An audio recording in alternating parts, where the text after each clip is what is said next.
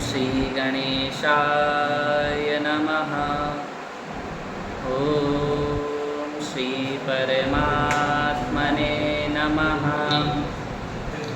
ॐ कृष्णाय वासुदेवाय हरये परमात्मने प्रणतक्लेशनाशाय गोविन्दाय नमो नमः। नमः पंकजनाभाय नमः पंकजमालिने नमः पंकजनेत्राय नमस्ते पंकजाङ्ग्रहे नमः कुञ्जविहारिण्ये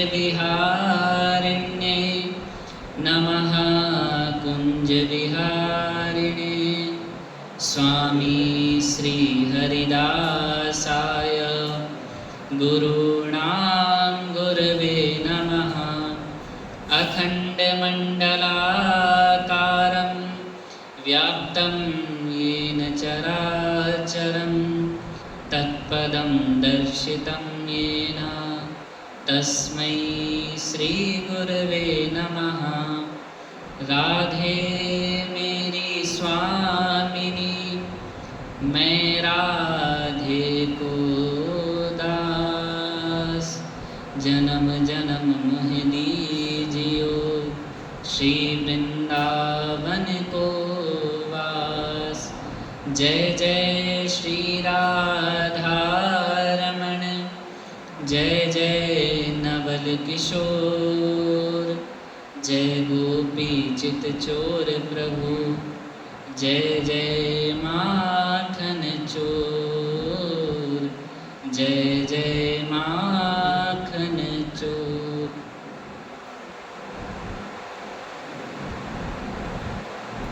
सर्वप्रथम उस परम पिता परमेश्वर के चरणों में प्रणाम करता हूँ जिसकी माया से यह संसार सत्य सा प्रतीत हो रहा है, जिसके होने से हम सब हैं। उस ईश्वर के चरणों में वंदन करता हूँ। तत्पश्चात हमारे पूज्य सद्गुरुदेव महाराज श्री के चरणों में प्रणाम करता हूँ। व्यास सभागार में उपस्थित उन गुरुजनों के चरणों में वंदन करता हूँ जो हमें नित्य नवीन विद्याओं का अर्जन कराते हैं। व्यास सभागार में उपस्थित हमारे अग्रज एवं अनुज भाई, उनके हृदय में विराजमान उस परम पिता परमेश्वर के चरणों में प्रणाम करता हूँ। आइए सत्र को प्रारंभ करने से पहले उस ईश्वर का भजन करते हैं, स्मरण करते हैं। श्री राधे राधे राधे गोविंद राधे राधे राधे गोविंद गोविंद राधे राधे राधे गोविंद गोविंद राधे राधे राधे गोविंद गोविंद राधे राधे राधे गोविंद गोविंद राधे राधे राधे गोविंद गोविंद राधे राधे राधे गोविंद गोविंद राधे राधे राधे गोविंद गोविंद राधे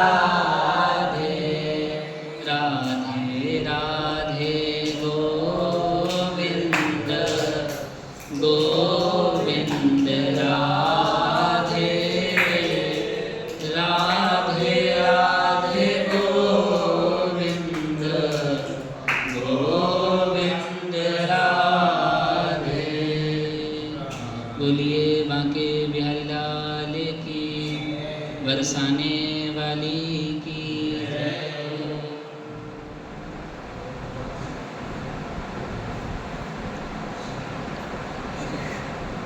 जब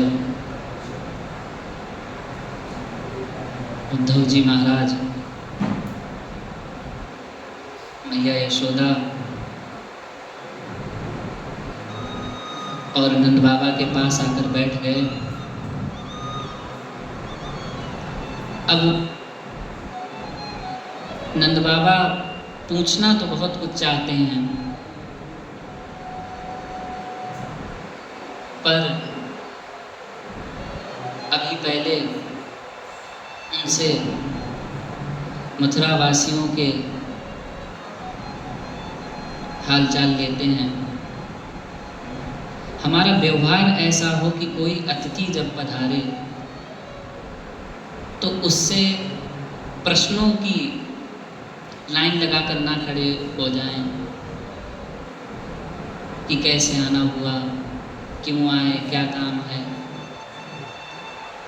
पहले अच्छे से उसका सत्कार करो, उसको भोजन कराओ, उसको विश्राम करने के लिए कुछ समय दो, उसके बाद हम उससे उसके बारे में पूछें। यह एक मर्यादा है। फिर जब नंद बाबा ने प्रश्न किया तो सीधे कृष्ण के बारे में नहीं पूछा, वसुदेव जी के बारे में, यदुवंशियों के बारे में।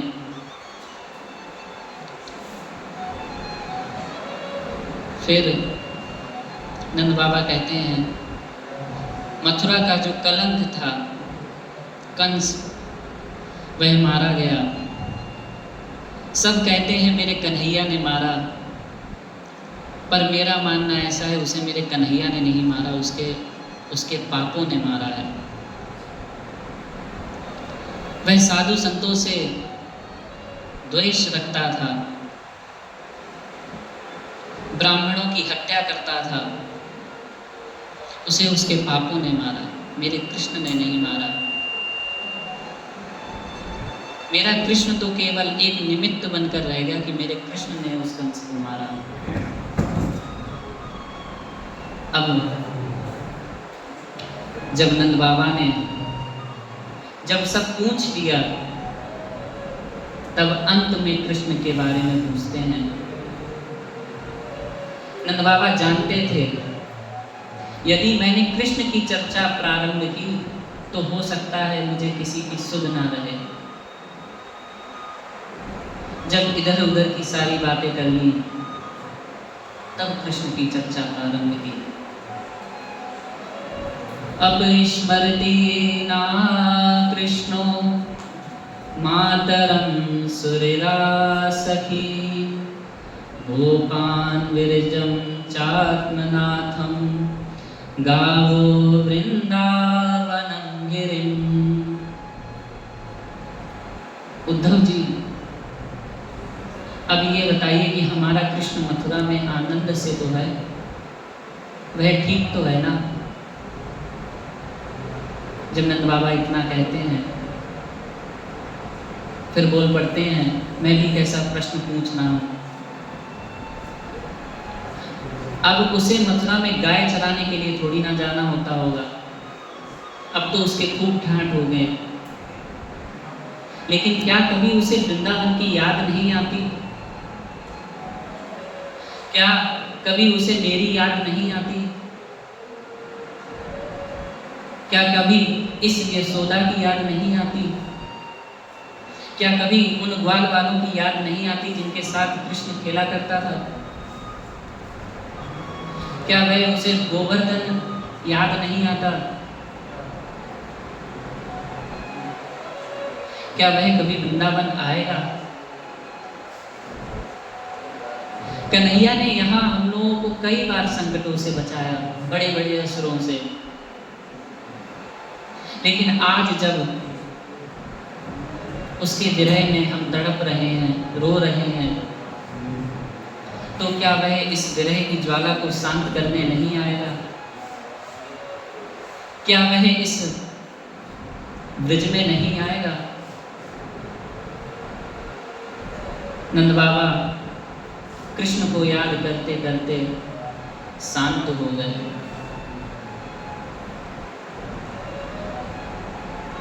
नंद बाबा का कंठ इतना रुंध गया कि वे मौन हो गए और मैया तो कुछ बोल ही नहीं पा रही थी। मैया तो चर्चा सुनते सुनते रुदन करने लगी और कन्हैया की चर्चा सुनते सुनते उनका वात्सल्य उमड़ पड़ा कि उनकी दुग्ध धारा बहने लगी। आंखों से प्रेमाश्रु, स्तनों से दुग्ध धारा बहने लगी। ऐसा मैया यशोदा का प्रेम। अब उद्धव जी समझ नहीं पा रहे हैं कि मैं क्या उपदेश दूं मैया और बाबा को। इनका तो पहले ही मन रमा हुआ है कृष्ण में, उस पर ब्रह्म ईश्वर में। सब वेदांतों का, सब कथाओं का सार यही है कि भगवान से प्रेम करो, उनके चरणों में हमारा मन लगे। सारे ग्रंथों का सार ही एक है। अब उद्धव जी विचार कर रहे हैं, यदि मैं इनसे यह कहता हूं कि कृष्ण को भूल जाओ तो ये बड़ा विपरीत उपदेश होगा। इनका तो सर्वस्व ही कृष्ण है। इनका तो पहले से ही कृष्ण में ध्यान लगा हुआ है। अब मैं उस मन को हटाने के लिए भी कैसे कह दूं जो मन पहले ही इनमें रम चुका है। जब उद्धव जी को कुछ समझ नहीं आया तो मैया और बाबा की प्रशंसा करने लगे। धन्य हो मैया, धन्य हो मैया, धन्य है आपका यह प्रेम।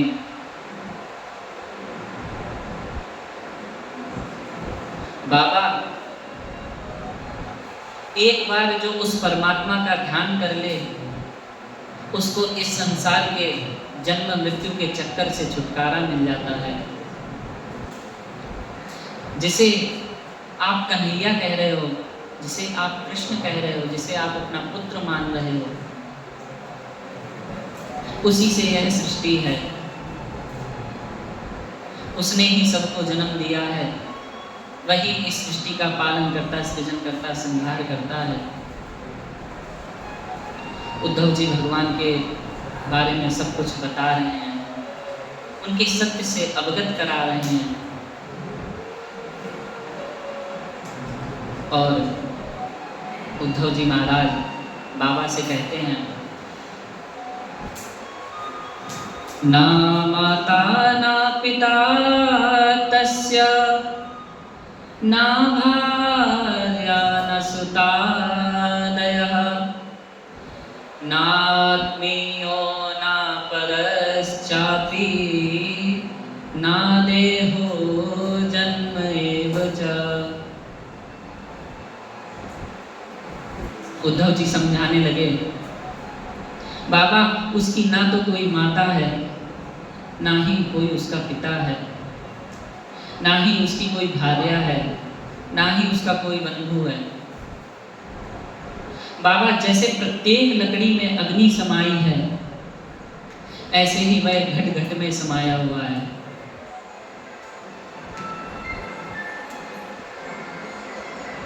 हम जिस लकड़ी का यदि मंथन कर लेते हैं तो उसी से अग्नि प्रकट हो जाती है। उसी प्रकार जहां आपकी श्रद्धा हो जाए वहीं कृष्ण प्रकट हो जाएगा। ऐसी कोई जगह नहीं है जहां वह ना हो, चारों तरफ वह ही है। जैसे एक कुम्हार मिट्टी से कई प्रकार के बर्तन बनाता है, घड़ा बनाता है, सकोरा बनाता है, दिया बनाता है, सुराही बनाता है, मटकी बनाता है। नाम और रूप भले ही अलग अलग हैं, पर तत्व एक ही है उसमें। मिट्टी से ही सब कुछ बना है। ऐसा कोई बर्तन नहीं जिसमें मिट्टी का उपयोग ना हुआ हो। बाबा उसी प्रकार नाम रूप अलग अलग हैं, पर तत्वतः श्री कृष्ण सब में समाये हुए हैं। सब कृष्ण से ही है। उसी ने यह सृष्टि बनाई, उसी ने हम सबको बनाया, उसी से लय और प्रलय है। बाबा बोले, उद्धव हमारे समझ में कुछ नहीं आ रहा है कि तुम क्या कह रहे हो, तुम्हारे उपदेश हमारे समझ में नहीं आ रहे। तुम कह रहे हो कि कृष्ण ब्रह्म है, तुम कह रहे हो कि वह परिपूर्ण है। यदि किसी का पागल पुत्र भी घर छोड़कर चला जाए, घर के लिए भले ही वह भार हो, ऐसा पुत्र यदि छोड़कर चला जाए अपने माता पिता को, चाहे वो कितना ही बुरा क्यों ना हो, लेकिन अपने मैया बाबा का लाडला होता है। परंतु हमारा कन्हैया जैसा पुत्र, जिसे तू भगवान कह रहा है, वह हमसे दूर चला गया, तो क्या हम उसे भूल जाएं? तुम कहते हो कि वह भगवान है,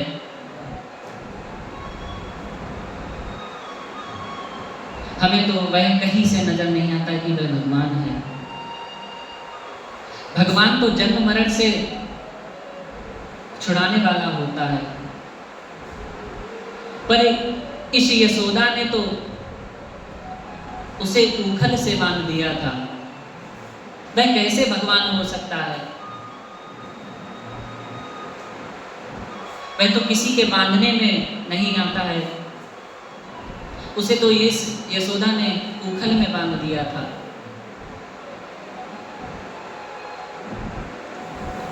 भगवान तो परम शांत होते हैं,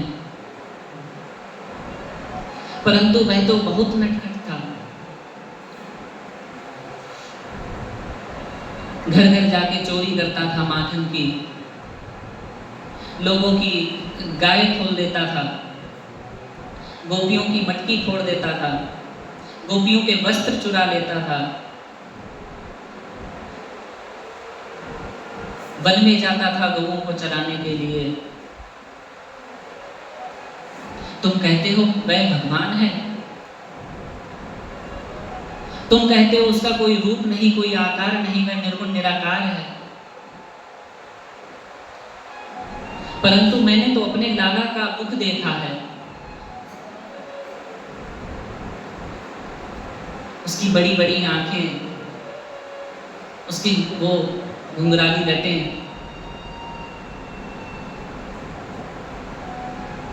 हमारे नेत्र कैसे मान लें कि उसका कोई आकार नहीं, उसका कोई रूप नहीं। हमने तो उसे अपने हाथों से पकड़कर चलना सिखाया। उसे मैंने अपनी उंगली पकड़ाई, तब वह चलना सीखा। मैंने उसे अपनी गोदी में खिलाया है, मैंने उसे अपने हाथों से उसे माखन खिलाया है, और इस यशोदा ने तो उसे दही और रोटी खिलाई है अपने हाथों से। और तुम कहते हो कि उसका कोई आकार नहीं, तुम कहते हो कि उसका कोई रूप नहीं, कोई रंग नहीं।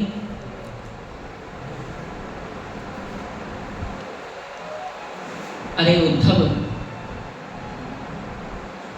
यदि कोई प्यासा एक बूंद पानी के लिए दर दर भटक रहा हो, उसे पानी की तलाश हो और उसे पानी ना मिले, और वहां पे कोई सज्जन आ जाए और उसे पानी देने की जगह पानी का ज्ञान देने लग जाए कि सब जगह जल है, जहां खोदोगे वहीं पानी है, हमारा शरीर भी जल से मिलकर के बना है, ऐसा उसे ज्ञान देने लग जाए तो क्या उसकी प्यास बुझ जाएगी? प्यासा तो यही कहेगा, भैया हमें पानी का ज्ञान नहीं चाहिए, हमें पानी पिला दो, मुझे पानी पीना है। सही बात है, प्यासे को तो पानी की आवश्यकता है, न कि पानी के ज्ञान की। मानो नंद बाबा उस प्यासे की तरह हैं जिन्हें सिर्फ अपना कृष्ण चाहिए, अपना पुत्र चाहिए। और उद्धव जी श्री कृष्ण के सत्य से अवगत करा रहे हैं, ज्ञान दे रहे हैं। सारी रात उद्धव जी की नंद बाबा के साथ चर्चा करते करते बीत गई। जब प्रातः काल हुआ, गोपियों की दृष्टि उद्धव जी के रथ पर पड़ी।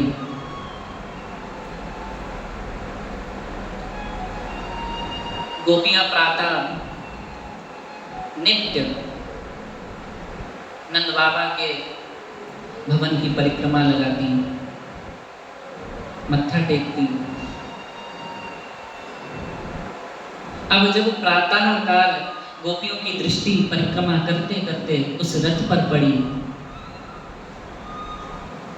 तो गोपियां विचार करने लगी और उस रथ को घेर कर खड़ी हो गईं। यह वही रथ है जिसे अक्रूर लेकर आया था, यह वही रथ है जिसमें हमारा कन्हैया बैठ करके मथुरा गया था। सब गोपियां विचार करने लगी, यह रथ यहाँ आया कैसे? क्या कोई मथुरा से यहाँ आया है? रथ भी वही है, घोड़े भी वही हैं। लगता है फिर वह अक्रूर आ गया। एक गोपी बोली कि अब अक्रूर यहाँ आकर क्या करेगा? वह तो हमारे प्राण प्रियतम श्री कृष्ण को हमसे दूर ले गया।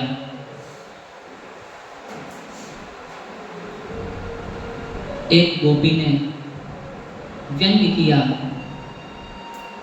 पहले हमारे तो कन्हैया को ले गया और जब से हमारा कन्हैया गया तब से हमें किसी की सुध नहीं आती। अब हमारे कन्हैया ने उस दुष्ट कंस को मार दिया, अब हमको लेने आया होगा ताकि हमारे हाथों से अपने मालिक कंस का पिंडदान करवा सके। गोपियां ऐसा विचार कर ही रही थी, आपस में ऐसी चर्चा कर ही रही थी, तब तक उद्धव जी आ गए और गोपियां उद्धव जी को देखकर आश्चर्यचकित रह गईं, क्योंकि उद्धव जी की वेशभूषा, मोर मुकुट, उनकी सांवली सूरत देखकर संशय में पड़ गई। उनकी वह लंबी लंबी भुजाएं, उनका रूप देखकर संशय में पड़ गई। अब गोपियां पूछना तो बहुत कुछ चाहती हैं उद्धव जी से। गोपियां पहचान गईं कि ये यदुवंशियों के पार्षद हैं, कृष्ण के मित्र हैं। उनकी वेशभूषा देखकर अनुमान लगा लिया अब उद्धव जी को घेर कर खड़ी हो गई। अब गोपियों ने उद्धव जी से क्या पूछा? उद्धव जी ने उनको ब्रह्म ज्ञान दिया। इसके आगे की चर्चा हम अगले सत्र में श्रवण करेंगे। तब तक के लिए मैं अपनी वाणी को विराम देता हूँ। वाणी को विराम देने से पूर्व आइए उस परमात्मा को याद करते हैं।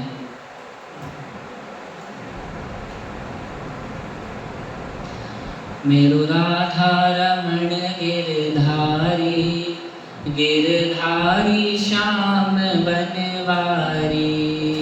मेरो राधा रमण गिरधारी, गिरधारी श्याम बनवारी। मेरो राधा रमण गिरधारी, गिरधारी नाथ बनवारी। गिरधारी नाथ बनवारी, गिरधारी नाथ बनवारी। गिरधारी श्याम बनवारी, गिरधारी श्याम बनवारी। मेरो राधा रमण गिरधारी, गिरधारी श्याम बनवारी। मेरो राधा रमण गिरधारी, गिरधारी नाथ बनवारी। बोलिए बांके बिहारी लाल की, बरसाने वाली की, श्री राधा रानी